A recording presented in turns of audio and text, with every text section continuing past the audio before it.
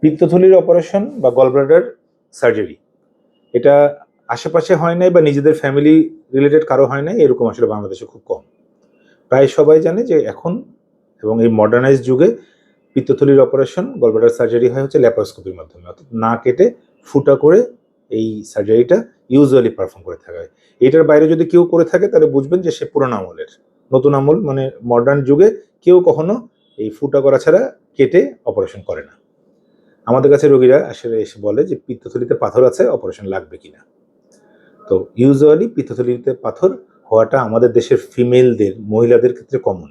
এবং আমরা যদি এরকম করি যে একটা স্টাডি করি যে রাস্তায় যত মহিলা হেঁটে যাচ্ছে জাস্ট একটা নর্মাল টাইমে 10টা থেকে বিকাল 4টা পর্যন্ত যত মহিলা এই রাস্তা দিয়ে হেঁটে যাচ্ছে সামনে সবাইকে নিয়ে এসে আল্ট্রাসোনোগ্রাম করি, অ্যাটলিস্ট 30%-এর দেখা যাবে যে তার পিত্তথলিতে পাথর আছে, সে হয়তো বা জানেই না। এরকম ক্ষেত্রে আমরা সবাইকে অপারেশন করে ফেলি?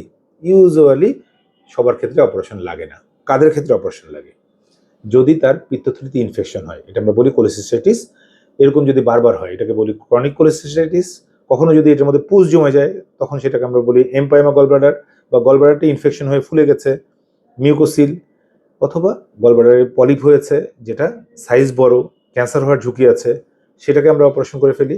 অথবা এটার কারণে আদার্স কিছু কমপ্লিকেশন আছে যেমন প্যানক্রিয়াটাইটিস বা এরকম কিছু সমস্যা, যেগুলো আমরা বিশেষ করে সার্জনরা সার্চ করে দেখি যে এই গ্রুপের মধ্যে এই গলব্লাডারের স্টোনের যে রোগীটা আছে সে পড়ে কিনা। যদি পড়ে থাকে, যেমন ডায়াবেটিসের রোগী যদি কোনো কারণে ব্যথা নাও হয়ে থাকে তারপরেও পিত্তথলির পাথর থাকলে আমরা বলে দিই যে আপনি বাবা অপারেশন করে ফেলেন, কারণ আপনার ইনফেকশনের রেট হাই থাকবে এবং পুজ হওয়ার চান্সও বেশি থাকবে এবং অপারেশনটা তখন কমপ্লিকেটেড হবে।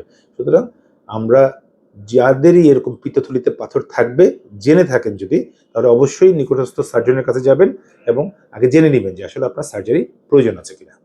ধন্যবাদ।